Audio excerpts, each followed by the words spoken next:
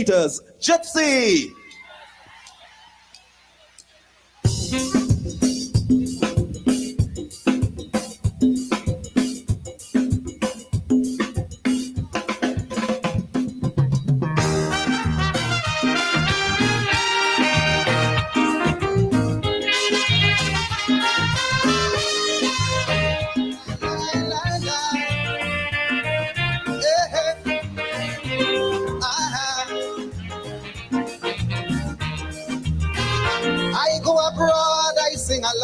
I make my country proud. Exalt your name with much acclaim, bring you fortune and fame. But back in my homeland I see I'm treated with real scant courtesy. And frankly I don't think that's the way it should be. You should remember me, I who write the songs to make you sit and think. I who write the songs that does tickle you pink. I who sing about love and hate and fictitious themes create. And after all these things I do, and I did it all for you. Well, all I'm asking in my land is more respect for the calypso. Yeah, that's all. Whoa, whoa, yeah.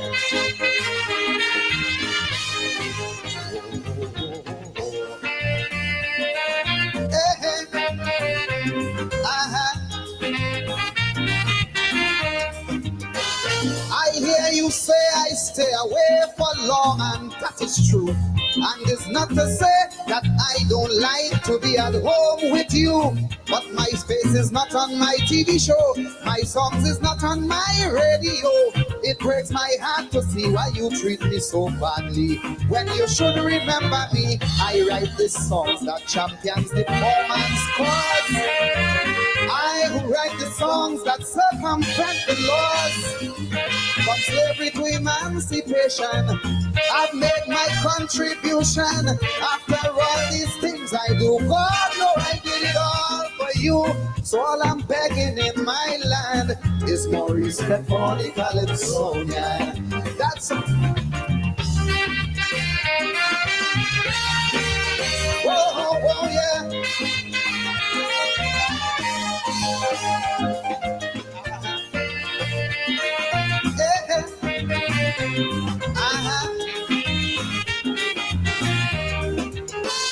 It's big parades and motorcades for queens who sell my land. And now this day I'm proud to say the same for this sportsman. But don't mind what the Calypsonian do, don't mind how well I represent you.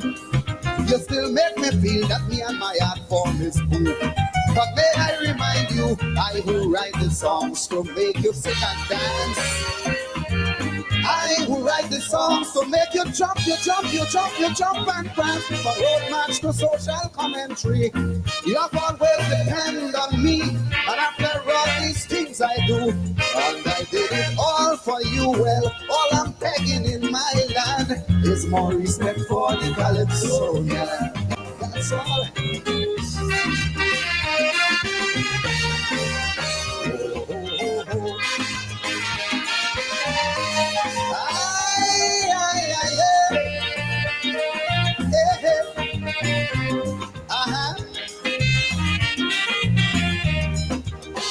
No place to sing and do my thing.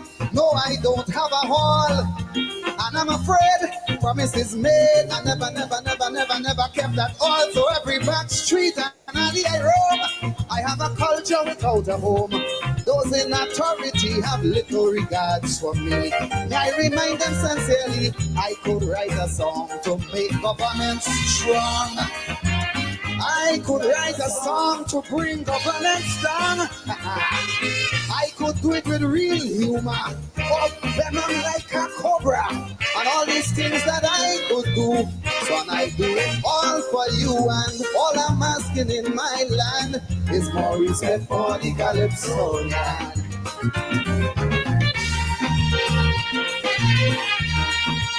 Hey, hey, hey.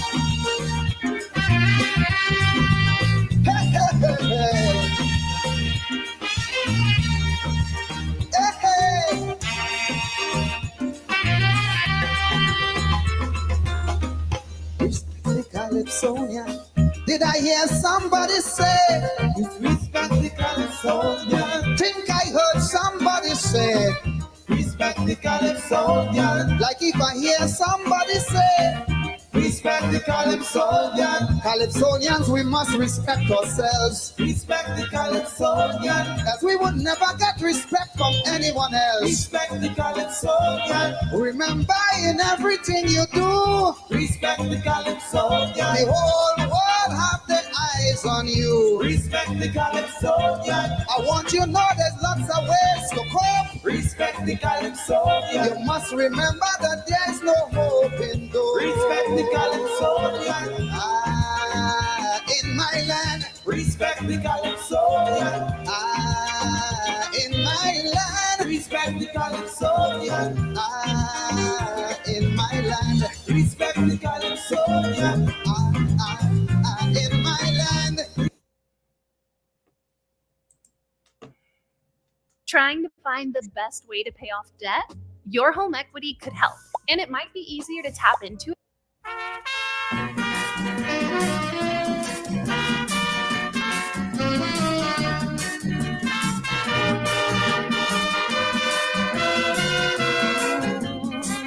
By driller.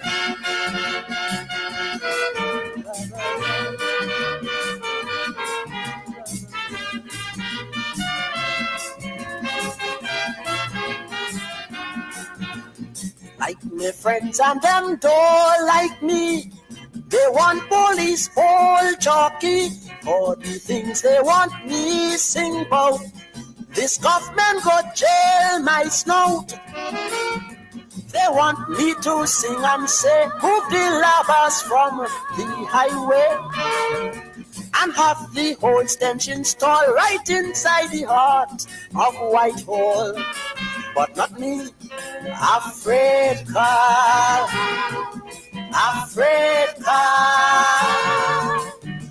afraid he jail me like he jail Rex LaSalle. They want me sing about when fathers died. Kamal Muhammad break down and cry, but afraid, not me. They say a young minister was found in a hotel with a call girl in tongue. But I ain't singing about that. Afraid decision.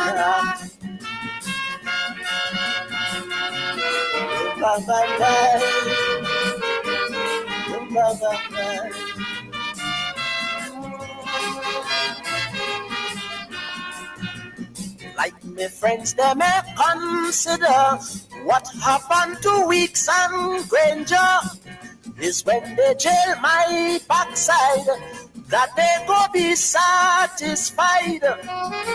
But I smarter than all of them. The government I won't offend. I rarely can make a jail. The cocoa and split peas will kill my tail. You see why? Afraid car, afraid car. I'm talking about the new Baron of Maraval. They say PNM was nearly wrecked by the secretary and his rubber check. But afraid, I don't know. They say by Salvatore building, Carl tell George Beats how he mother make him. But I know nothing about that. Afraid decision.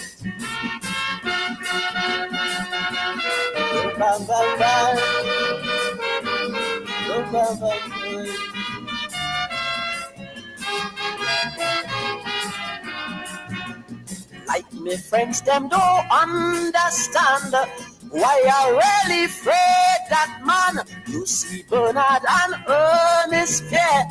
When Carl talk, they have to hear. Government had no money, they say, for last year's public servants back then. No big thing, Carl got on the phone and ordered Kamal to give them a loan. That's why I'm afraid, afraid God. Cause he eating like curry, barbed wire and all. In the trial, Bruce broke up did so well that he leave the home and live in Hilton Hotel. But I'm afraid. They say that Juma who tried us all this there still owe Hilton $2,000 for beer. But I keeping out of that. Afraid decision.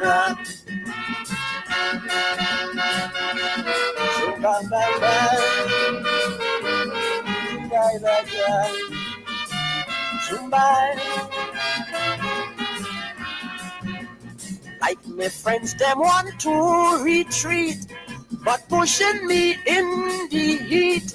They say them big boys was small, now they're walking 10 feet tall. Two used to live just like rats, now all over Belmont they're building flats. Another used to sell coconut, now he buy out the whole Queen Street lot. Don't ask me, afraid God, afraid God. The better village dress designer from Marathon. They say Burroughs is an ex-crime fighter, but also a damn good weed pusher. But afraid.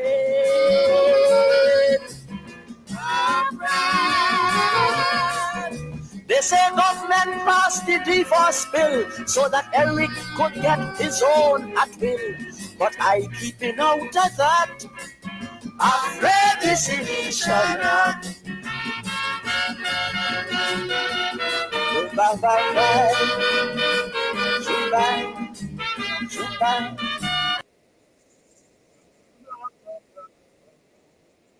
The mighty Chalk Dust, Dr. Hollis Pool, Afraid Carl.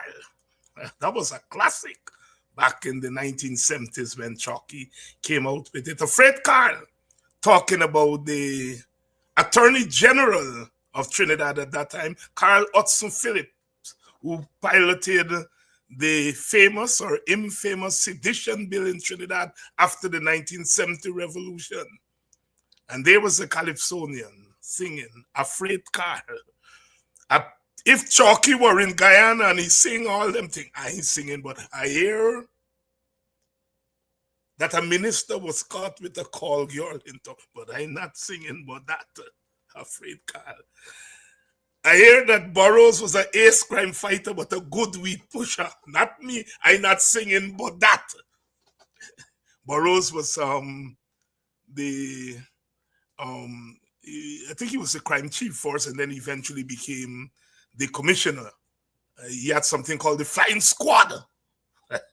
Paul Slowe would know about them till he came into policing around that time. But them boys could sing about that in Trinidad and don't afraid that no police come in and knocking at their door for questioning. I hear they passed the divorce bill so Eric could get his own at will. Dr. Eric Williams, who was divorcing, and they passed a divorce bill to make it easy to get divorced in Trinidad. And here's the Calypsonian say, I hear they passed a divorce bill so that if Chalk Dust, he's still alive, Chalk Dust don't come to Guyana. Don't come to Guyana. And before that, we heard Gypsy, respect the Calypsonian. Respect the Calypsonian. Is I who sing for you to dance. Is I who sing to bring down governments. Gypsy, don't come to Guyana. You Calypsonians sing to bring down government. Don't come to Guyana. They're coming to arrest you. You know, this thing. Yes, Claude Berman said he knows about the Flying Squad. I'm sure.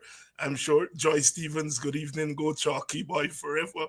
Yes, Chalky was it. I remember Dr. Kimani he had known Chalky. They're all historians together, and Chalky would send an album every year. His new album he would send to Kimani. Kimani at that time was teaching in Buxton, and it said, Kimani, the thing come, so that we find somebody who had a radiogram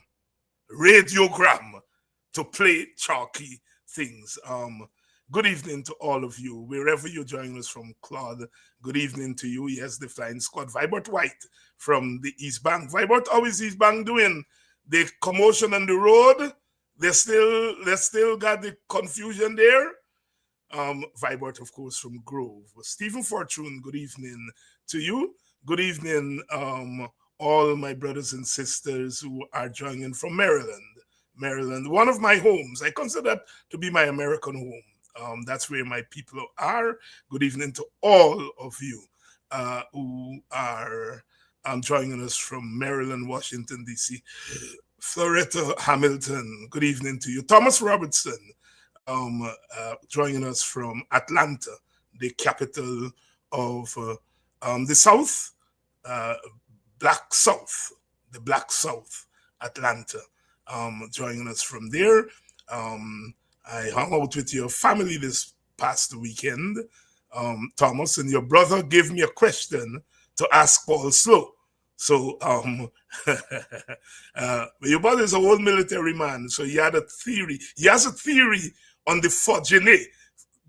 Ken Forgenet his skill has not been charged as we speak. And your brother who's an old military man, was giving me a thesis. I will ask Mr. Slowe. Good evening to all of you. Beverly Glenn, good evening to you. Good evening to you, Melissa Jonas. Good evening to you, Anthony. Paulette Kippins, good evening to you. My brother Ashley, good morning to you, because it's that time in England, I think. It's after 12, after midnight. Flash Gordon, my forever brother. Good evening to you, Flash Gordon. I know you have 1,000 questions to me. I'll be back on Buxtonian Morning Time tomorrow morning, so you'll have about 10 questions for Mr. David. I have 10 questions for you. Lawrence, good evening. Good evening to all of you, wherever you're joining us from, and welcome to Politics One. Slow, because we have urgent business to deal with tonight. Let's bring in Mr. Paul Slowe. Here we go. Mr. Slowe, good evening. Good evening, Dr. Hines. Good evening to all your viewers. I enjoyed the Chargdas song, man. I enjoy it. Afraid Carl, I remember those days, you know. And Gypsy. Yes. Gypsy came to Guyana. I saw Gypsy in Guyana some years ago at a private function. There was a house opening in the Garage Park, and Gypsy came there and sang, and I saw him there, and I interacted with him there many years ago. Yes, many years ago. Those are the icons, and of course, Chalky made reference there to Randolph Burroughs. Yeah, commissioner, the Kojak, the ballet commissioner. Ah, yes. Yeah, Kojak, yeah. The Flying Squad. Flying Squad, yeah, the infamous Flying Squad, yes. Yeah. I remember those days. I mean, in those days, I had not joined the forces yet, but you're following Caribbean news and you're following public affairs and current affairs, and so you knew of those people. Yeah, Randy Burroughs, man. Yes, and of course, in those days, we would listen to Radio Antilles. Yeah, Radio Antilles. I knew in those days. I knew all the radios. Radio Antilles at a particular time. I never missed it in the afternoon. And coming back to Chalky, as a little boy, Chalky, he sang For Kane. I mean, that was our favorite. Not Chalky, Gypsy. For Kane. Every rum shop used to sing that. Every punch back, man. We went to Mr. Jansen punch back and Communal Road as little boy. We punch we put it with 25 cents, and 4 cane got to be repeated several times. And Mr. Yancey used to come out and reject. Reject it. And we used to call back for we money, man, because of course, we changing the words. Right. A wonderful time, man. Yeah. I grew up near to rum shop and 4 cane morning till night. 4 cane. I said, well, boy, after time of seeing me, first my auntie used to give me a strong watch because you're changing the words. Me exactly. Not 4 cane. Yes, exactly. You sound what it sound like. Yeah, what it sound like to you. Gypsy, man. Monday she went 4 cane. Tuesday she went back again. Wednesday she went 4 cane again. Yes, Gypsy. Great song. Yeah. While we are on this topic, I mean, I'm so distressed. Paul, I as you would say, you're a police. I am an artist. I'm not an artist. I'm a scholar. But scholars and artists, we do the same thing. We try to make sense of the world around us. And sometimes we do it in ways that offend people, offend organizations, offend religions, offend women. Women have been, look, we're talking about 4 cane here. Yeah. Women have been at the butt of calypsonians and other singers and so on and so forth. And this thing about religion, back, remember Soca Baptist with Super Blue, yes, Origin, Sparrow, yeah. In recent times, David Rudder, High Mass, yeah. And so on. And the Calypsonians and other singers have always pushed the envelope as far as religion is a concern. Last night I played Ras Mass, is a high mass, making fun of our Rastafarians, and so Ras Mass, playing on Ras, and saying, here's the Calypsonian, here is the Rastafarian jumping up in the band, and he's Ras Mass. And we had this song. I finally listened to it today because I am not big on lewd lyrics. I listen to it, I hear it. Sometimes when I was young in the dance hall, I would dance to it. But I'm never big on lewd lyrics. But the society has come to accept, especially in this era of dancehall, soca, dancehall, reggae, accept that lewd rhythm. And all of a sudden, this young man made a song with very lewd lyrics, making reference to the goddess Lakshmi. And I would disagree with lyrics like that any day, any night. But I would fight for the right of the singer to express himself. Now, when you express yourself, some people are going to like your lyrics, some people are not going to like it. You're offending some people with your lyrics. We know sometimes people who do sculptures or painting, they paint. I remember when I was a boy and, a sculptor bring a naked skinned woman. People say, oh my God, Lord, and so on. But the society eventually came to recognize the right of the artist to express himself. Here we have this young man called in by the police for questioning.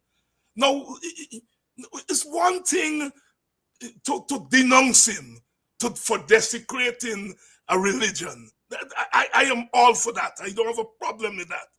But since when that thing becomes an offense? In our own Guyana, I mean, Mighty Canary sing Mr. Beckles. Yes. Should the police go in the grave and exhume and bring him and say that you are offending, an entire profession, because Dr. Beckles was a real person. Yeah. Right? The other Dr. Beckles for real. Should Dr. Beckles have sued the college? And we go on and on. So I am making a differentiation here between lewd lyrics, disrespectful lyrics, and the right of the artist as a policeman. Were you ever been called to go and arrest a reggae singer or a calypsonian for bad lyrics, disrespectful lyrics? Talk to me. No, that would have never happened in my days because, first of all, they were more tolerant. You mentioned some of the songs. I listened to that song just so because of all the controversy that surrounded it. I decided to listen to the lyrics, and again, it's offensive to some. I would never even listen to it again, you know. But I don't want it to go by ear. I wanted to listen to it. Yes, it's offensive. So what? When you're talking about cultural expression, go to Jamaica. You talk about those cultures. Right at Independence Park, opposite the Hilton Hotel, they have an Independence Park. There a statue.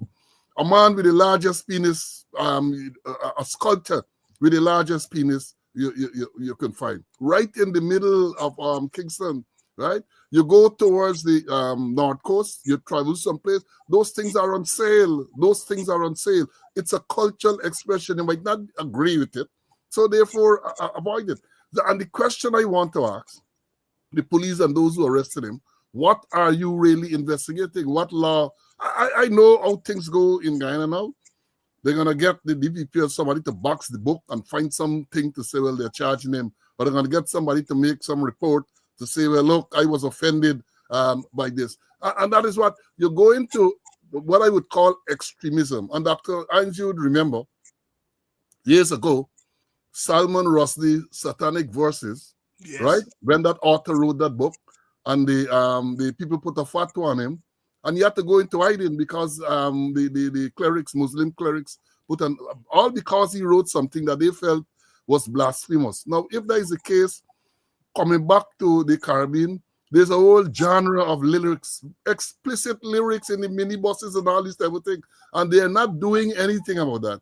But this man, and again, I'm saying I'm not condoning that, right? Because I believe it's rather offensive, right? So don't listen to it. You might even go so far. Remember, Calypso was sung some years ago, and the minister at the time, who was Ben, who was at infrastructure, he walked into NCN and he ordered them not to play the song. He virtually banned it, right? And many songs like that. Only the other day, I think year for the last, that schoolgirl, that little girl sang a song, Yes. right? And Yes. they disqualified her because of fine. Well, it is not fine, but to arrest this guy, Skello, I think is his name, based on it's extreme. It is extreme. What are you going to charge him for? What offense has he committed? And that is the problem you have. And that is what I've been saying over and over. You have policemen now in senior positions who really and truly don't operate in a professional manner. And let me say this without any fear of contradiction. The police would not have listened to that and decide that we're going to arrest him. Somebody would have called him, somebody in authority would have called him and say, hey, this thing, go and hold him on and question it. That is what is happening. That is what is happening. And the same people will tell you about democracy. The same people will tell you about constitutional rights to freedom and all this type of thing. Again, let me say that I am not in favor of what was sung. But as I said, I listened to it once so I can hear what is the offensive lyrics you're talking about. And I guess it can offend people, but you're talking about cultural expression. And let me say this to you, know that in the era of stink and dirty and all these things that they are promoting officially, how can they be surprised when something like that come out? They are promoting all that stink and dirty. And some of the artists they bring, they brought people tell you, promoting us other violence and so on. Openly, they sponsor them and bring them. And they cannot see that this is perhaps a spin-off of that. Yes. And you know, I mean, the thing is, when you start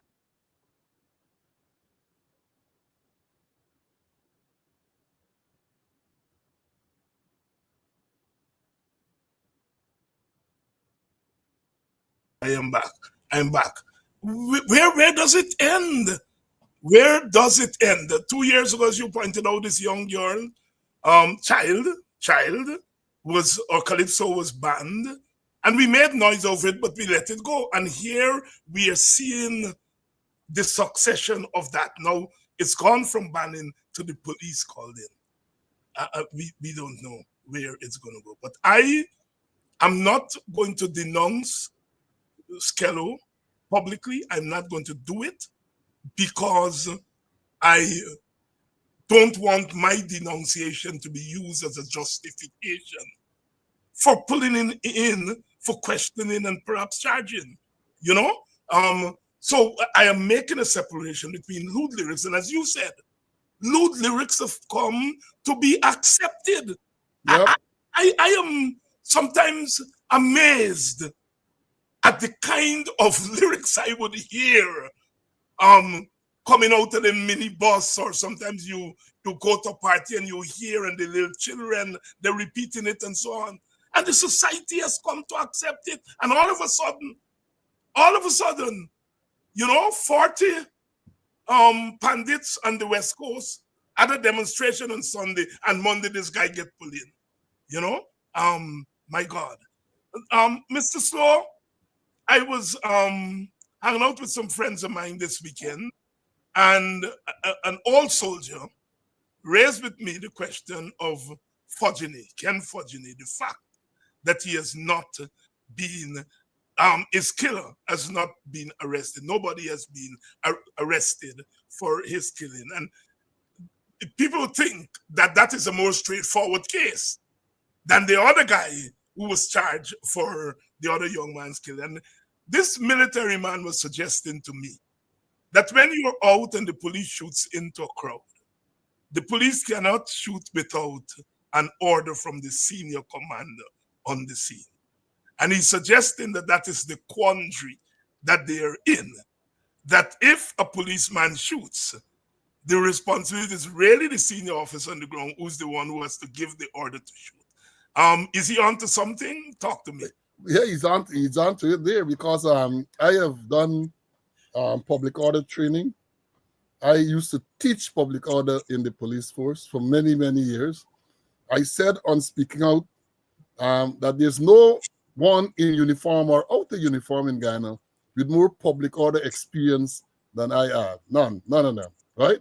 Not only the theory, but and getting into the street in October 5 to deal with crowds. So I understand what should take place in a public order scenario. And this military, or this former military man, is correct. And I've been emphasizing that. If it comes, there's what we call minimum force in dealing with public order. Minimum force, where you build up. You turn out because the crowd might be unruly, even pelting bottles and lighting fire on street and so on, right? You warn, you got a bull on, you want people to disperse.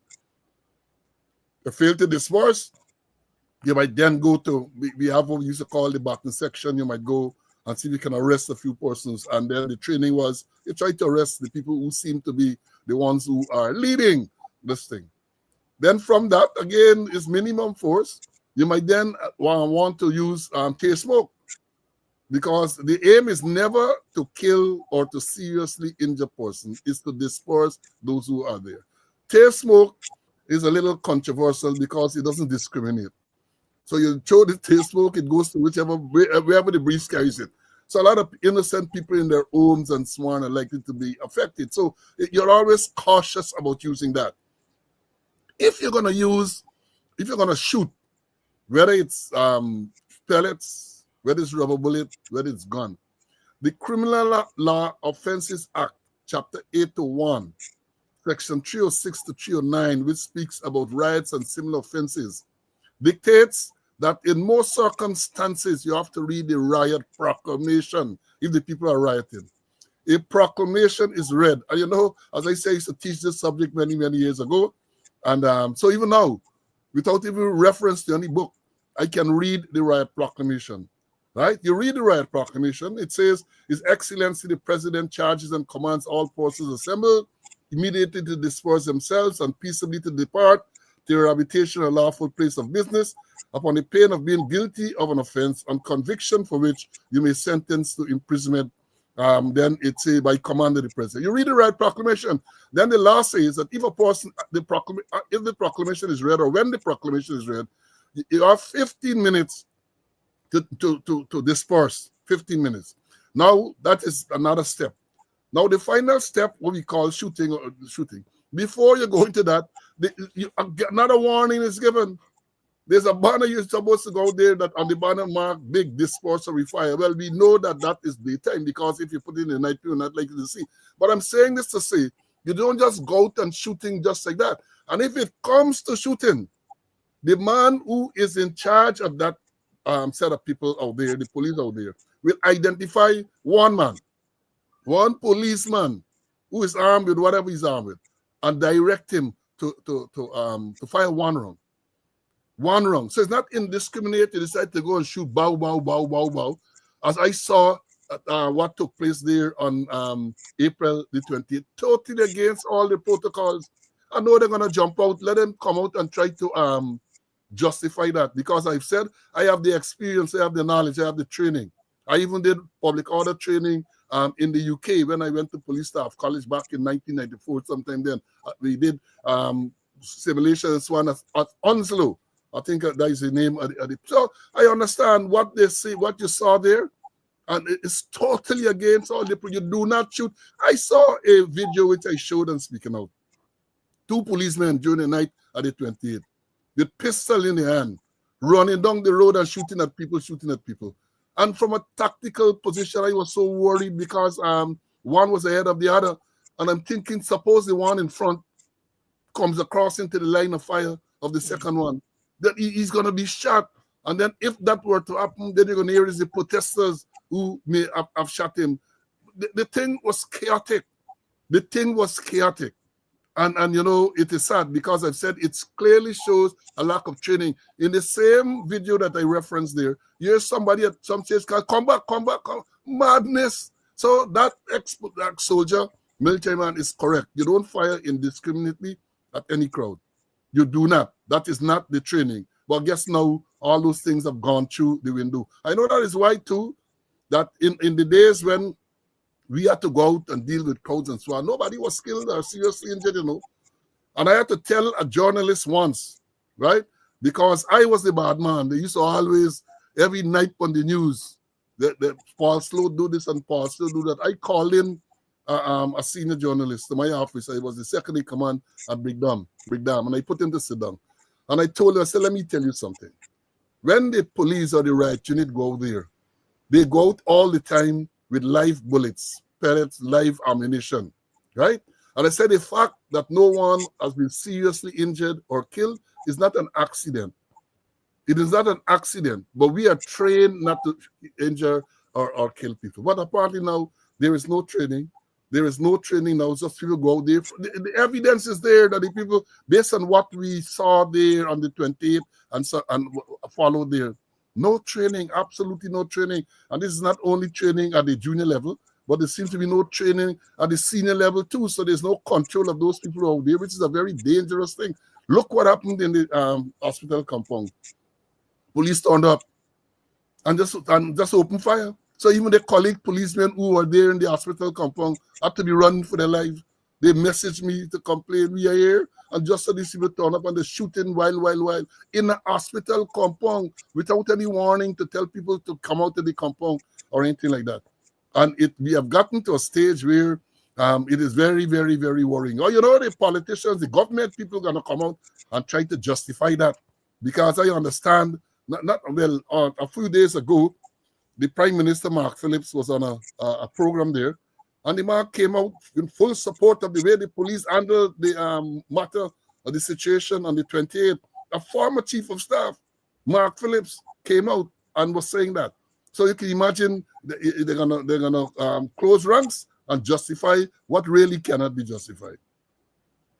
Mr. Paul Slowe here tonight, of course, giving us expert insight, because you know this thing has dimensions. There, the political dimensions, you know, the social dimension, but there's a dimension of the national security and policing, and they all are interrelated.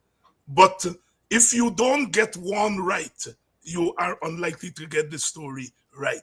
Paul, so why no charge in the case of Ken Fudgeny? We have a charge with Ronaldo. The alleged shooter has been charged, but nothing with the Ken Fortuné case? What's going on there?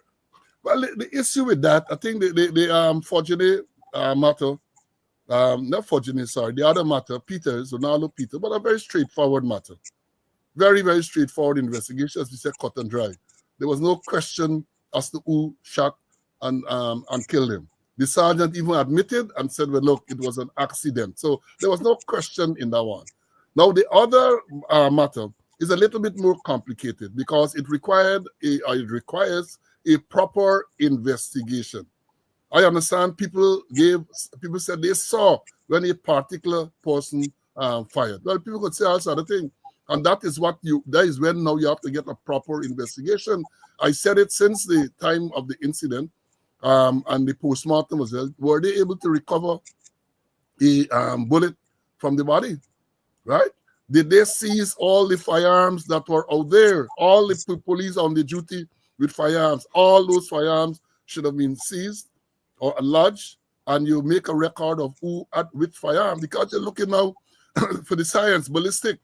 Because if you recover the bullet, then you can know scientifically from which gun that fatal bullet was fired. I don't know if they did all of that because, again, they don't do proper investigation.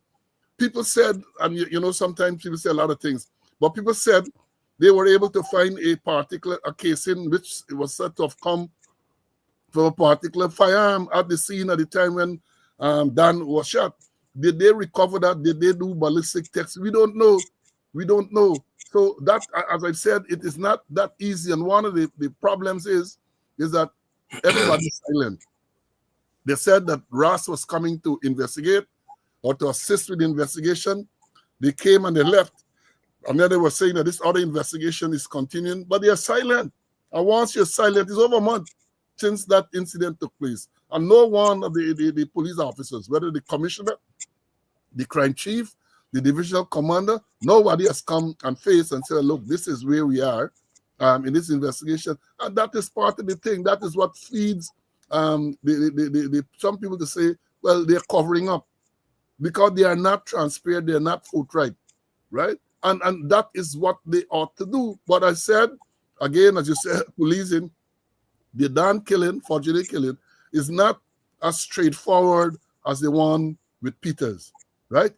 Fortuné requires proper investigation. And if you're going to build a case to convict someone, then you might very well have to have scientific evidence to link the person who would have fired to the bullet that ended up killing Dan. So we don't know where it is, but I'm just explaining that would have been required. That would have been required. Oh, boy. Let me ask you a general question, and then I'll get into some of the specific questions I want to ask. We have had high-profile cases involving the police, extrajudicial killings, etc. The case of young Adriana Younge does not necessarily have to do directly with the police, because nobody is accusing the police of shooting the child or killing the child. So in that sense, the police is not directly involved. But the police is all over this story. It's all over this incident for reasons that the country and beyond know. So we have had these stories. Why after a month, the Adriana Younge case doesn't go away? As a police, an old police, as a security expert, explain to us from that standpoint, in a general way, why this story is not going away. Well, I think tomorrow going to be what, 3 weeks tomorrow? Because I think she was shot on the 20th. That's a shot, hold on. She went missing on the 23rd, recovered on the 24th of April. So I think it's about 3 weeks now. 3 weeks, yes. The reason I believe that the story is not going away, because the general public, now with the Guyanese public, people in the diaspora and far afield, feel that there's an attempt to cover up this wrongdoing. So that is what is keeping it there. The people feel that it's an attempt to cover up. And that is what is causing the outrage that we are seeing, right? Then you have a situation now where it would appear, I mean, the government talks about closure, The family also wants closure, but closure to the government and closure to the family seems to be different thing altogether. It seems to me that the closure for the government is, look, I'll bury this girl, and then if she's buried, then a couple of days or so after, people, they believe it's going to go away, people are going to forget. For closure for the family means that, look, we must find out what happened, because the story that some of them pushing there and these propagandists and all of these sycophants and so on about possibility of her drowned in the pool, by now they should have ruled that out. But they're not ruling out. By now that should have been ruled out, that she did not drown at the pool. I saw some pictures yesterday on Speaking Out, and I will show them again tomorrow. She did not. From all the evidence, she did not drown in the pool. Critic went there the night. He said nobody in the pool. He took video. Then he's walking back now to say, well, look, the place was a little murky, and he may not have been able to see down to the bottom and all. All of that is what is causing this thing to remain current, because people detect that people are telling lies. It started with the police, when the police came out with this fanciful statement to say that, look, this girl was seen emptying a car, descriptive, very descriptive, black and red, license plate number and so on, going in an eastern direction towards Vidano. People were convinced that was not so, right? Then the police came the next morning to say, look, she had a bus park somewhere. All of that is what is causing people to maintain that, look, this seems to have been foul play, and therefore it is not going to go away until you have a proper investigation conducted by reputable people. And I said that because here, the government, I think last night, this ex-RCMP person came, and they believe that when they say he's here to assist in the investigation. Let me tell you this now. The way how they're going about this, even when that report is submitted at some stage, it's not going to be accepted. It is not going to be accepted, right? Yesterday, we heard the U.S. ambassador basically saying all they have to do is make a request. All they have to do is the FBI is to make a request. And then the president say that they have no intention of why? If you really want closure in this matter, if you really want to get to the bottom of the matter, you said earlier that you're going to leave no stone unturned, no resources will be spared. Well, do that. Let the people come with backing from some proper institution. Because the one man come, let's say the one man decide that you should do polygraph. You should polygraph some people like detective tests. How are you going to go about that? Does he have the necessary resources to do that? You got to do forensic, ballistics, and so on. Who's going to do this forensic? Who's going to do this ballistic? So this thing is not going to go away, even though they're hoping for it to go. It's not going to go away until such time that people are satisfied. And you're not going to satisfy everybody. Let me understand that. But the majority of people are satisfied that a proper investigation is done by a credible institution. That is what is going to bring closure to this matter. A credible institution. Paul, something that I find unusual about this case. Normally, when these things happened in recent times, the president, members of the government would go to the family, and then we see the family gradually, sometimes very quickly, come out and say, we accept the government thing, and they said they're going to investigate. Let us not have trouble. Let's call for peace, etc. We saw a day or two of that from the family. And then it seems as though the family has gone in another direction. They're saying, we do not believe that we are getting justice. We do not believe the government is going to give us justice.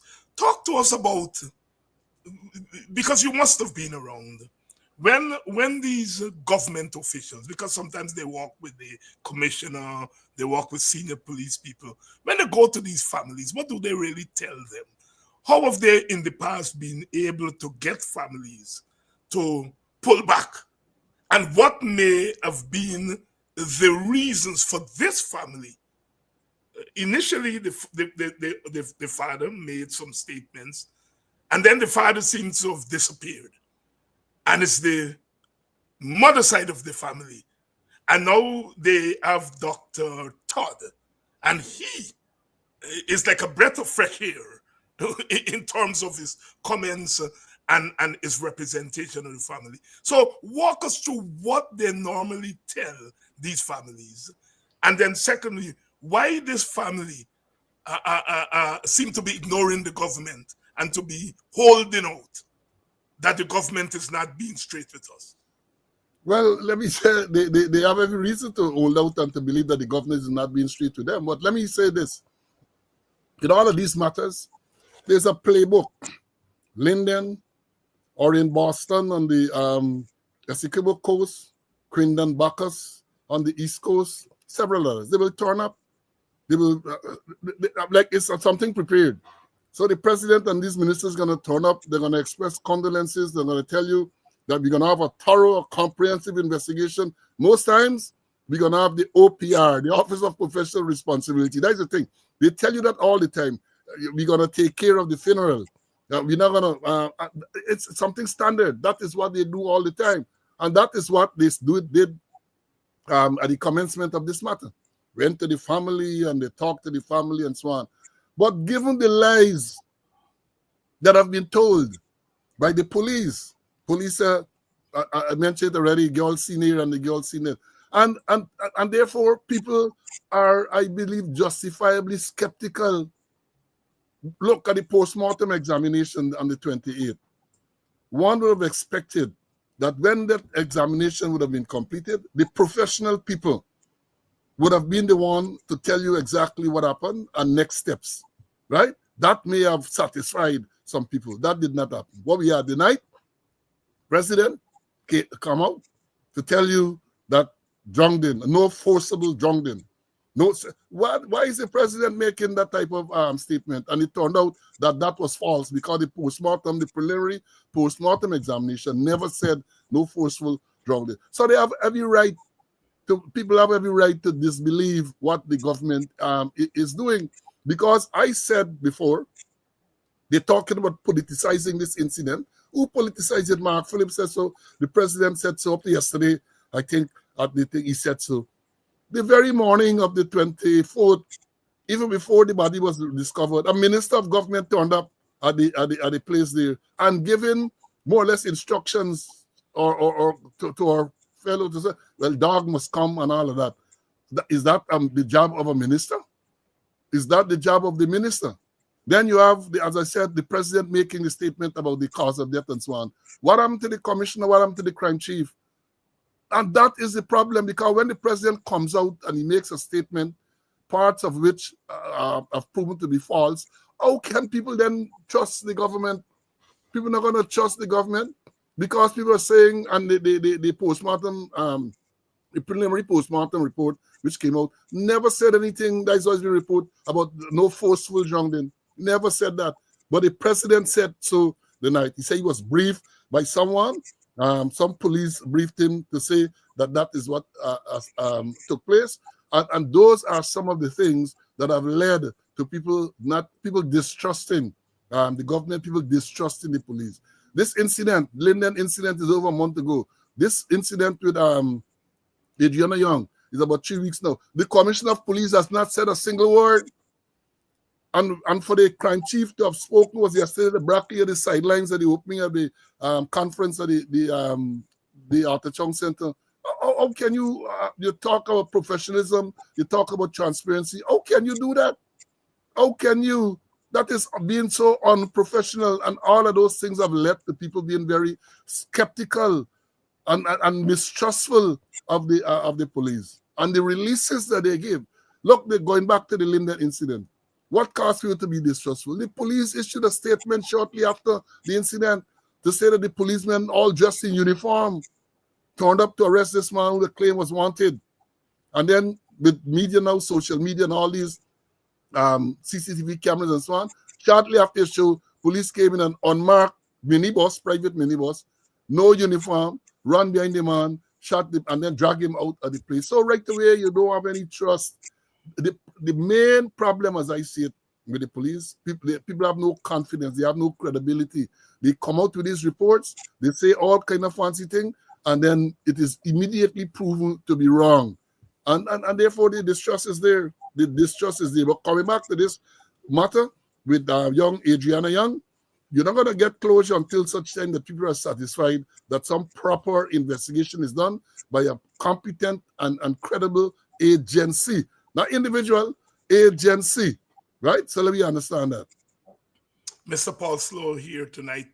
Paul, you know, I have been hanging on your every word since this incident, starting in Bismarck Mackenzie, Linden, but especially the Adriana Younge thing, and I've listened to you over the years, and you always strike that balance between incompetence and politicization of the police force. That a combination of two explains the police force. But I was thrown for 6 when I heard you on one of the programs, I can't remember which one, talk about the way in which this case is so compromised from beginning to end, and the way in which the police incompetence or willful negligence definitely as causable. When you made reference to the fact that when they found that body in the pool, that people were handling the body was passed from this place to that place, and you pointed out that now, how are you going to get the DNA of all those people who handling the body? And so, and the police, you made the point that there are certain things that the police should have done immediately as that body was discovered, but the police didn't do. Walk us through, because I think that initial episode may be the difference between solving this problem in a real technical way and covering it up. Talk to me. Now, let's walk through quickly the sequence of events. This girl went to this pool with her grandmother, and they were precise about the timing. I think they said 1 or 2 p.m. on the 23rd. And then she went to get his band and all of that, right? And then she went missing. I see Kit Nascimento and Freddie Kissoon and all them trying to spin something. But let me stick to the facts. That's what we know, right? It is said by them, the family, that after the initial search at the hotel, which seems to have been fairly thorough because they said they checked the pool, they checked public areas, the girl was not seen. They made a report to the Tucson police station. That is what they said. The very afternoon of the 23rd, a report was made. Then to hear the commission and them come and say, well, they got some protocol which says that a missing person report, you have to wait until 24 hours to take any action. Rubbish. This was not a regular missing person report. Yeah, there are missing person reports where somebody comes to the station and says, John Jones did not come home today. We have not seen him. Then you're going to question whether he ever done that before, he or she. And the regular missing. This is a case where they're saying this child was at a particular location at a particular time and then suddenly disappeared from them at that location. Proper policing would have required that you go there immediately to start an investigation as to the whereabouts of this girl. Let me understand too, it might not have been initially investigating homicide. And to be fair to the police, as I've said repeatedly, at Tucson police station or the outpost, wherever they went, I don't think they would have had more than 2 or 3 policemen.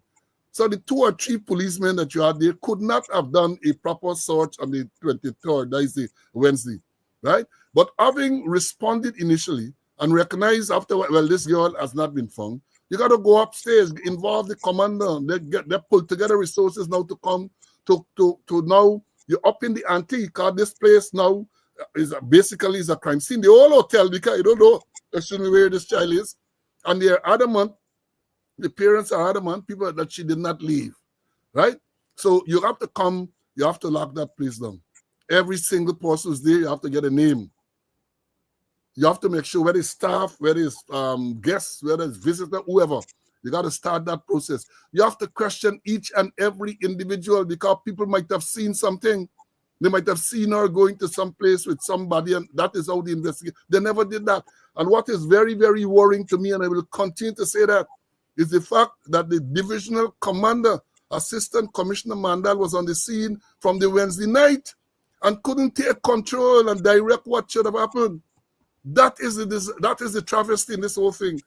Coming forward the next morning now when the body was recovered. Again, you have the divisional commander on the scene and he can't control the thing. Everybody milling all around. And I've said again, to be fair to them, all right, maybe you're not treating it as a homicide or anything like that. But from the time the body has been, body was discovered, you have to kick up that arrangement now. You have to up the protocol, cordon off the scene. Nobody should, think. And you know, the father went into the pool, removed the body, right? You can't blame him. But that body should have remained at the site there. You send for your photographers. You send for the medical examiner to examine the body right there and then, for photographs to be taken of the body and the surrounding right there and then. But they never did that. The whole scene was contaminated, right? The whole scene, all because of the police incompetence, perhaps collusion, perhaps even further, because I said there's an offense that you call accessory after the fact. And I maintain that if they knew that that girl had died and they tried to cover it up, that is not only collusion, that is accessory after the fact. You can be charged criminally for that. And again, we said they're doing investigation. All the people who should be there, the policemen, the staff, all of these people. Now to air over the 2 days or so, Dr. start saying, Dexter Todd, the lawyer representing the family, that the police have reached out to him for him to provide names to them to get statement. What really is going on? 2 weeks plus down the road, you don't know who the people who are there. Even if you didn't do it initially at the point there with all the photographs and all the videos and so on, wait, you can't go through to find some of the people who are there, right? And you see, it's the way how this thing is handled. And that is what, because it has gotten to the stage now where the scene was compromised. But I maintain that even with, and you know, let me say this. I don't know if they've, up to now, I don't think they've even cordoned that place. Because we saw pictures, people going in there, breaking down wall, people doing all sort of thing, right? A crime was committed, or a crime ought to have been suspected of being committed in that place. And wait, even a day or two after, you are not going to take control of that building and treat it as a crime scene. Because notwithstanding the fire, you get real technical people from the FBI and those people, they can come in there and might very well be able to find incriminating evidence, right? You might be able to find where the fire started. Even our fire service people might have been able to say so. They have not said anything yet where the fire started. Was it, well, we know most certainly it wasn't electrical fire, it was deliberate. But those are some of the things that are causing people to be even more skeptical and worried. That is a cover-up. Nobody wants to, well, not nobody, the government and the police don't really want to get to the real bottom of this thing. It's a cover-up. And the reason, the question you have to ask, why is this their cover-up? You know, another, they came to say, and you know, every time the police issue a release, they bring more controversies to this issue. Because when reluctantly or belatedly they issue the release, they say samples, they say we are taking commission sample water from the pool was taken to be examined. Fluids from the body, they're going to do a toxicology test and so on. And the shocking news to me is that they said samples from the body and the owner were taken for DNA examination. And I asked the question, well, why DNA examination? Why DNA examination? Because if you're saying, as they said, the child drowned and you want to give the impression that she drowned in the pool, then why do you want, that's what they say, not me. That is what, and I know you can't want DNA from the victim for identification. That is not an issue. We know who the body is. So you can't want DNA for identifiers.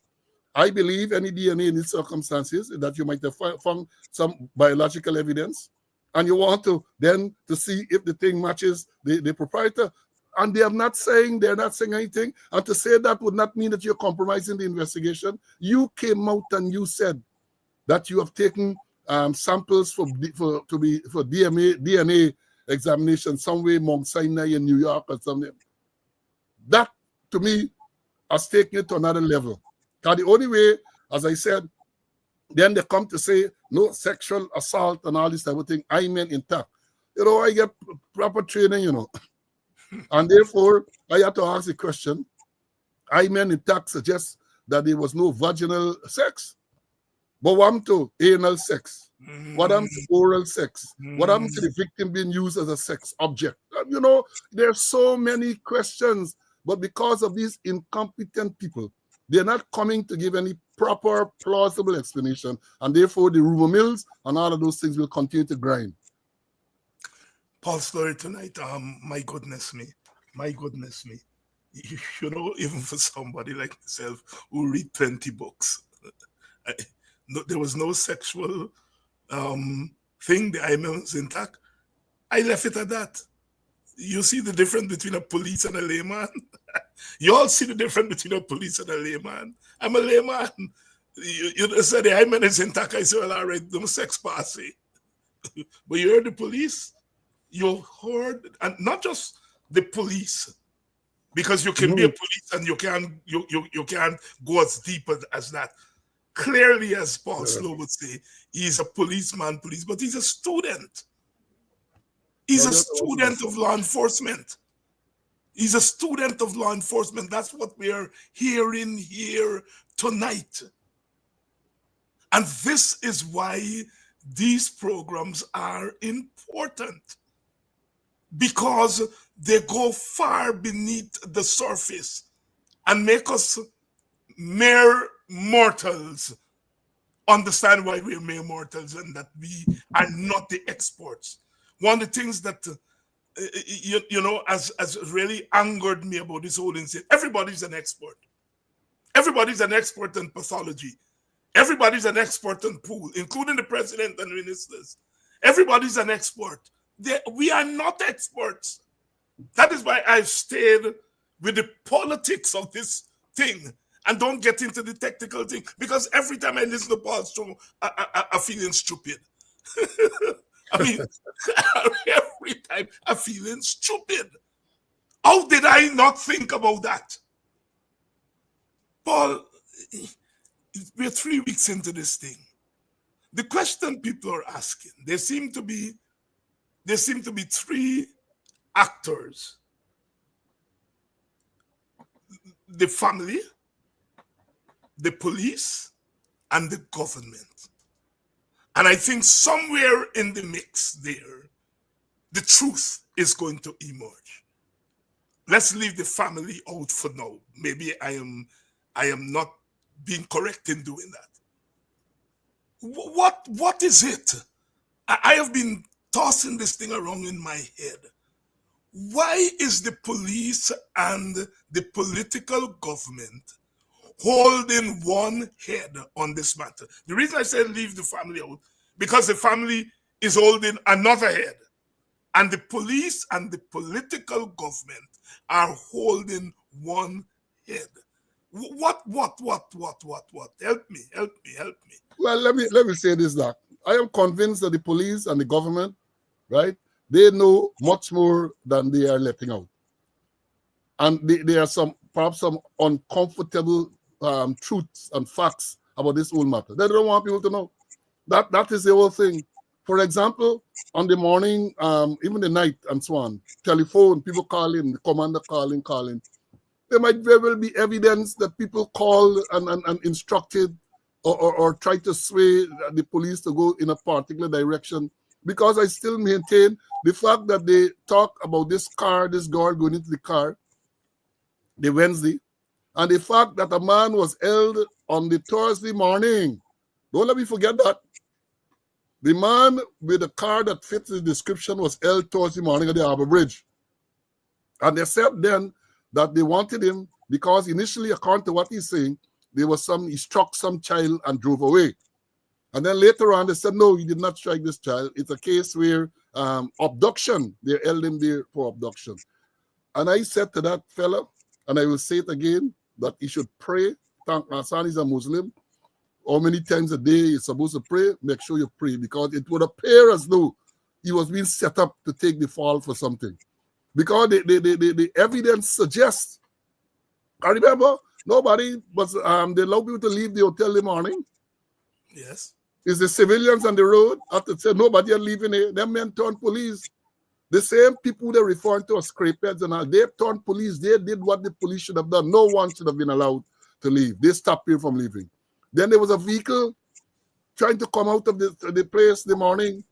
All this is before the body was discovered. It's the same people out there stop it from coming out. And again, because of the police not saying what they're supposed to say, people speculated maybe the body was in there and they were trying to dispose of all kind of things. And I'm saying again, if you have a proper investigation, all of these things are likely to be revealed. Telephone records and all of that, polygraph tests of some of them. Because I say that they know, or at least they have a strong suspicion as to exactly what transpired. And they got involved from very early, from the get-go, as we say, as part of this scheme to cover up this whole incident. And therefore, they're holding their heads and they're going to say all sorts of things. And that is why they don't want any proper and thorough investigation to be done. They bring a man. I don't know the man. I don't know his background. But they employed someone to come to supervise an investigation. That alone tells us something. Where did they find him? Who recommended him to them? And all sort of thing.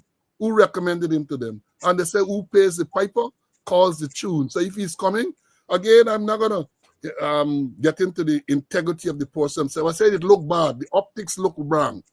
Because while people calling, can justifiably so, for some institution like the FBI, Scotland Yard, or Royal Mounted Police, they're talking about no individual. Even if an individual from those organizations are to do the investigation, the individuals will be identified by the organization so we can understand that he or she has the support of the organization. Not no retired man come to do an investigation. I think they do not want to get to the bottom of what transpired because the truth might be inconvenient to them. You might very well find that many of them, government and police, might have colluded to cover up this matter. And I said they might have even gone further. They might have committed the crime of an accessory after the fact of murder. Well, I'm going to ask a basic question, but I think in the context of our conversation tonight, I would like you to spend a minute, or how much time you want on this question. The burial was scheduled for last Monday, and the family said no. The lawyer, Dr. Todd, said that the body is in good shape. There is even talk of embalming the body to make sure. Tell us the importance of not burying that body, the importance of that to solving this crime.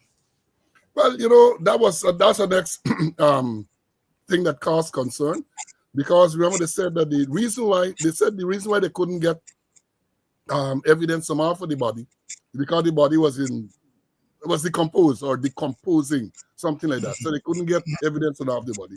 Now that is based on what Dr. Todd said. That is not so. Again, why would you say that if it is that you're not trying to cover up something?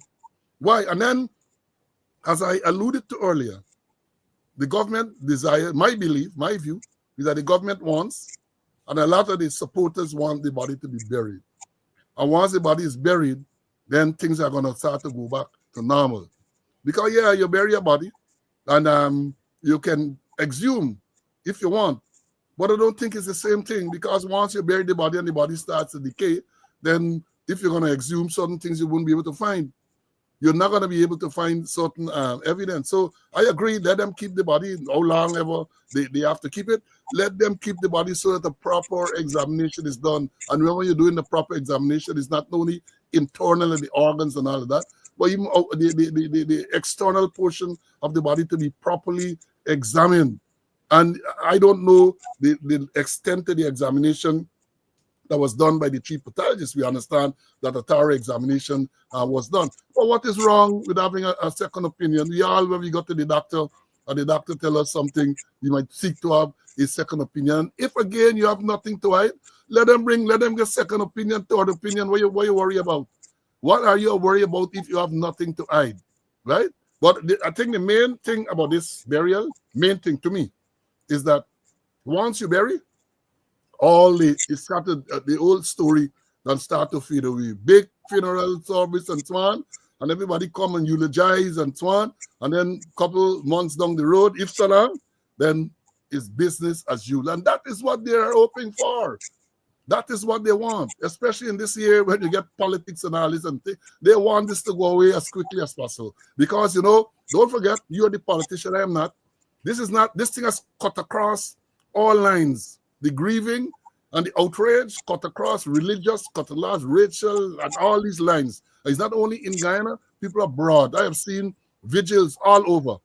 In the U.S., several places in the U.S., in the islands, in the Caribbean, and that is what they do not want. They want this thing to go away. They want it to go away as quickly as possible so they can continue to talk politics, talk about election and so on. But this to them is a distraction. To them, this is a distraction that they do not want. And therefore, I'm complimenting the people who are keeping this matter, keep it alive, keep the matter alive, because this girl death should mean something. It should mean something. This girl that should mean something, Mr. Paul Slowe, here tonight. Whenever Paul comes onto these programs, you know that you are going to get expert analysis. Expert, not speculation, expert analysis. And that is why I'm always glad to have him answer questions that we mere mortals are not able to answer. Anything. Paul, I can't let you go without reference to the events after 2 Monday nights ago, when there were demonstrations and people were blocking the roads and doing all that. In the wake of that, we saw over 100 young men, all arrested, all before the courts, and I suppose the vast majority of them are remanded to prison.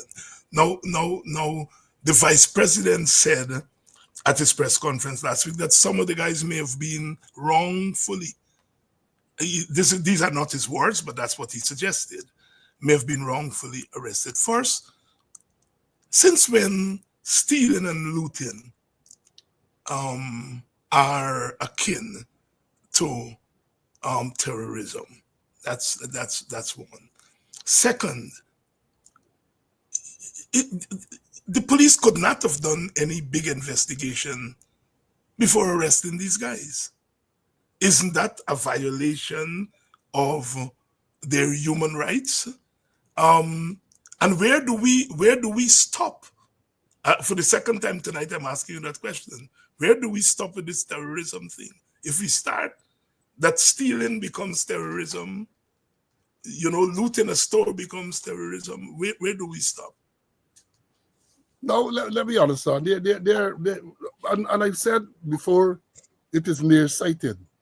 First of all, there was no terrorism there. And the Attorney General had come and tried to justify the charge in terrorism and all of that. No act of terrorism. They are laws to cater, and we're not condoning. I'm not condoning people who are going to loot and people who are going to rob people. I'm not condoning. I have a law enforcement background, 37 years. I don't condone crime, right? But people are protesting that even the lighting of fire on the road is not something unusual when you have a demonstration. They talk about damaging public infrastructure, all that. Yeah, it is wrong. But then there are charges to cater for that, not terrorism. But you know what has happened in recent times? They are charging with terrorism it's not directed against the persons who are charged. It's just to the general population to get them scared, to try to intimidate people. If you come out to protest, we're going to charge you for terrorism. As I said, no proper investigation. So much so, I did not hear the vice president because I get a meter that's go off when I hear a lot of crap. So I don't listen to him. Right? I just get excerpts and all this type of thing. But for him to have said that, what investigation could they have done between Monday night when this thing happened and Wednesday? We understand people who are just passing were take out the photograph, they go photograph. It is said, I don't know who it is again, because they are not coming out to debunk these things, that the driver of the girl's father, somebody passed and snapped a picture of him Next, wanted bulletin issued for him. Wanted bulletin. And I want to remind them, and you see, they don't learn. Not so long ago, I think it was last year, they had some cane harvesters, that's what they call them now. They don't call them cane cutter. I don't know why. I used to cut cane, so I got nothing against cane cutters. They were arrested on Region 6 and charged. They were behaving bad on the road. I think the Black Road last and charged. And every single one of them got off. You know why? Because the police couldn't say what the individuals did. They couldn't say that. And that is why I say again, from a policing perspective, that is why we insist when we do the training that you read the riot proclamation. Because the riot proclamation, the law says that once the riot proclamation is read, you have 15 minutes to disperse. So if you're in that area, 15 minutes after the proclamation is read and you're doing nothing, you commit an offense. You can be then arrested and charged with being in a proclaimed area 15 minutes after the proclamation was read. But then we know proclamation run while old people arrest people and all that. And those people are remanded. Those people are remanded on a terrorist charge. And I say it in the excited because all over the world, I suspect with this social media and all this, people hear all these terrorists in Guyana. Somebody Google out here, 100 people charged with terrorism. Who wants to come to a country with all them terrorists? Who wants to come to? But the aim of that is to make sure that people are intimidated, and therefore people say, "Bye, don't go." They're going to charge you with terrorism, and they themselves are saying it. They themselves say, "You come out, we're going to charge you with terrorism." Let's see where that will go. And I think about it too. People are charged, and I guess because of the nature of the charge, it's a remand. Because of the nature of the charge, remand. And all that is part of the plan, because they know if they charge you with some other thing, you're likely to get bail. So they charge you with terrorism, right? And no magistrate in the current thing will be all magistrates for the matter are going to be reluctant to put someone on bail who is charged with terrorism. But even that, if we check the Bail Act, because that charge, as far as I'm aware, and we're doing the research, and I'm going to talk about it tomorrow and speaking out, carries bail is not a non-bailable offense where you can't get bail, like murder and treason and all this stuff. You could get bail, even if it's substantial bail, you can get bail. But it is all part of a plan to intimidate and to make sure that you don't come out. If you come out, we're going to charge you with terrorism. We're going to remand you to prison. Look at the girl, the nurse assistant. Yes. Same thing, inciting terrorism and remanded to prison. Inciting the public with a private conversation. Again, I did the research. I'm going to talk about it tomorrow and speaking out. A private conversation, they're claiming, can incite public people in the public to commit act of terrorism. We are in a sad place, Doc. We are in a real sad place. And I think our voices have to come out, and people got to come out and speak out against it. I have said with the North and others, we got to internationalize these things. They're talking about politicizing the thing, but we got to let the human rights body and all these people know what is going on, the facts. Because when somebody picks up the paper abroad and they see terrorism, they're going to believe it's somebody bombed someplace, bombed down someplace. But we have to let them know the facts. We have to let them know the facts. This is what the people are alleged to have done. This is what they are alleged to have done. And again, I say, when you follow this up here now, because a matter like this, if the police charge so quickly, within 48 hours and so on, then the next time the people come up, the police ought to be able to proceed with the charge. There you go. They ought to be able to proceed, but they're going to come up, they're not ready to serve statements and all kind of things. If you are going to move with such alacrity to charge these people with terrorism, one would have expected that you would have done your investigation and you would have gotten evidence to support a charge of terrorism. So therefore, on the next court date, you ought to be able to say, we are ready to proceed. Trust me, the crystal ball that I would look and tell me, that ain't going to happen. When they come up the next day, they're going to come up with something, they're ready to file statements, and those people, I suspect some of them might get bail by then, but they're going to be languishing in the prison. Innocent people, you said the vice president said so, that some of them may be innocent. And the thing, sir, before one guilty person is convicted, it's better a dozen of them walk free. You have to do a proper investigation, which clearly they could not have done in this time. Because look, The girl missing on the 23rd of April. Up to now, 3 weeks after, we have no proper investigation they're doing. But people are accused of committing acts on the 28th, and 2 days after, they are charged. What more evidence you want to show that these people are just acting in an unprofessional manner and perhaps on the instructions of politicians? Paul, what might be the case? What might be the reason that the publicized asset throwing on students and a teacher, at least one teacher, maybe more than one teacher, out there in the East Coast next door to your village? What may be the reason that nobody has been arrested for this?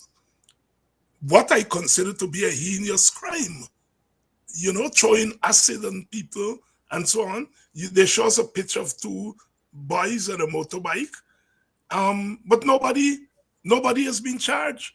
Politicians went and gave their their sympathy, sorry, not condolences, their sympathy to the family. The president went there. They're up to now, I'm hearing people like Freddie Kissoon saying that this is a political matter, but nobody has been arrested. What's happening here? Well, when this thing occurred the day, I mean, all of us, based on what we said, well, not all of us, because some of us are not humans. Most right-thinking people, right, were outraged that 2 children would have been injured in that way. I was on a live program at the time, and somebody who is close to the family messaged me to say, and I answered, look, there's not, what they're saying is not true. It's some domestic story between the woman and some ex or something, and the person threw, and the children were inadvertently injured. Somebody said so very early. I announced it here. Now they put up this photograph. I can't remember who's saying, I called the name of the agency that put it up. But somebody came out and said, look, these 2 men who are said to have done this act, they are currently in prison. Who came out to say that, hey, these people are in prison? You ain't nothing from the police. We understand now, I understand, right, that the truth of the story has been unraveled. And the version that I learned is some domestic thing between this woman and this man and so on. I understand the man is arrested. I understand that the thrower of the acid is arrested. But again, they ain't saying nothing. You know why? Because they run and they politicize the thing. President run and then meet them and they're outraged over that and so on. So they don't want to come now to tell you the truth, to let the president look bad, that he also to blame scrapeheads and all these type of people for this incident when it was not so. So like I said, they wanted to blow away. They wanted to blow away, right? And that is why they haven't said anything further. That is my view. They haven't said anything further because they know what the truth is. And the truth does not accord with the narrative that they pushed out there very early. That is the issue on that. Hey, Paul Slowe, it's always a pleasure to have you on this program. To really, I mean, you educate me, you educate all of us here. Paul's program is on Mondays and Wednesdays. Sometimes you pitch in on other days at 11 o'clock, right? Yeah, 11 o'clock tomorrow, speaking out, exposing corruption, incompetence. My colleague will be here, Mr. Clinton Conway, another retired assistant commissioner. And also, we were both members of the police service commission. Yeah, so we can bring to bear some of our experience and knowledge. And we say we have classes. We teach people the things that they ought to know. Please tune in to Paul's program tomorrow, Wednesday, and he's on Mondays and Wednesdays. Paul, is there anything that I didn't ask you that you badly want to say before you go? I just want to say, my students and speaking out will tell you that I have a crystal ball. And from time to time, I look into the crystal ball and see certain things. And I did say a long time ago, we can dispute the fact that this what we see with this girl's death and the bungling by the police, the incompetence displayed by the police, is what I was warning about a long time. I said, as shortly after the government came into office in 2020, there was this effort still made to Indianize the command structure of the police force. Brutus said it too. Brutus said that they were called by the vice president, of course they denied, and told them that the structure must reflect the society and all that. So they are on steroids, promoting incompetent people into these positions. So you have a situation where the commander of West Demerara, Assistant Commissioner Khalil Mandal, I know Mandal, and I've said it repeatedly, nice guy.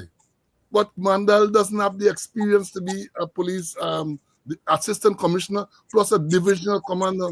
And he is not alone. What I want to tell people, you might be worried, but he's not alone. There are several others. And if incidents were to occur in other areas where these people are, you might get display of similar incompetence because they don't know. And again, I don't blame them fully because it's a system. They are put into this position. They're not trained and they can't train themselves. They're not made to go to exposed to courses. A lot of them go to UG. They got a degree at UG and so on, but UG don't teach policing. Don't.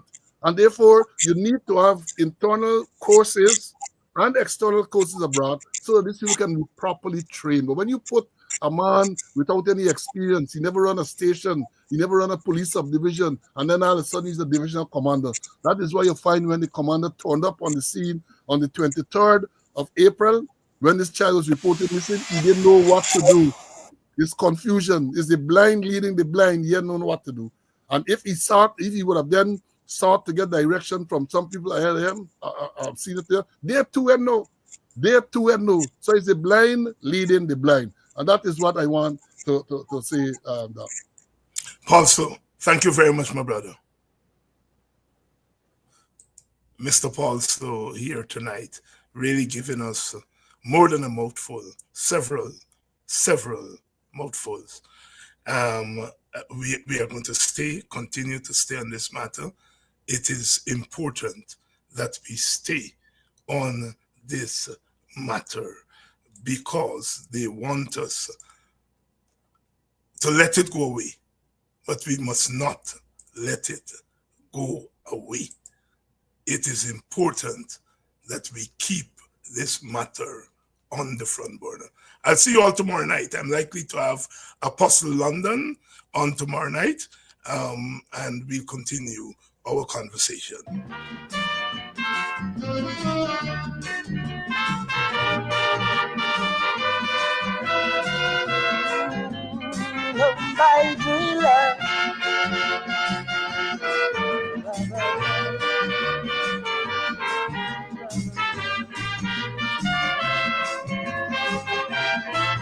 This is Caribbean Vibes. Like my friends and them don't like me. They want police, whole jockey. All the things they want me sing about. This government go jail my snout. They want me to sing and say, move the lovers from the highway. And have the whole extension store right inside the heart of Whitehall. But not me, afraid car,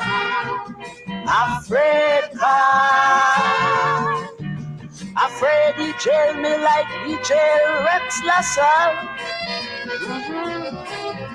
They want me sing about when fathers died, Kamal Muhammad break down and cried, but afraid, not me,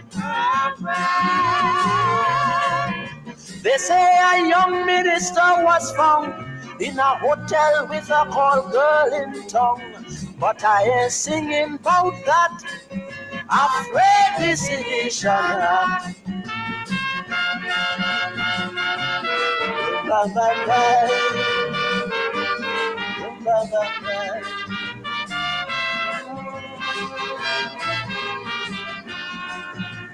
Like my friends, they may consider what happened to Weeks and Granger is when they jail my backside, that they go be satisfied. But I smarter than all of them, the government I vote to offend. I rarely can make a jail. The cocoa and split peas will kill my tail. You see why? Afraid car, afraid car. I'm talking about the new Baron of Marathon. They say P&M was nearly wrecked by the secretary and his rubber check. But I'm afraid, I don't know. They say by Salvatore building, Carl tell George Meeks how the mother make him. But I know nothing about that. Afraid decision.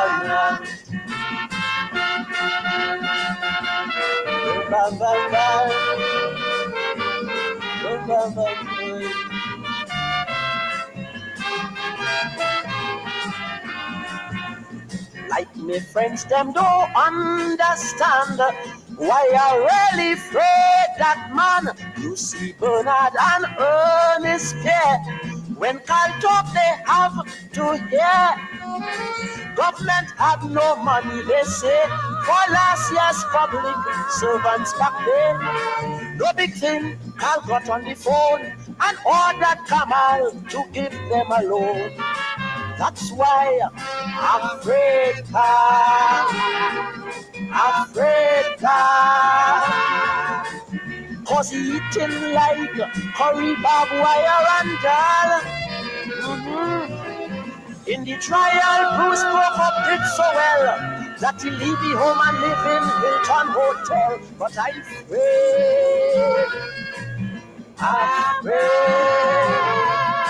They said Dan Juma, who tried us all this year, still owe Hilton $2,000 for beer.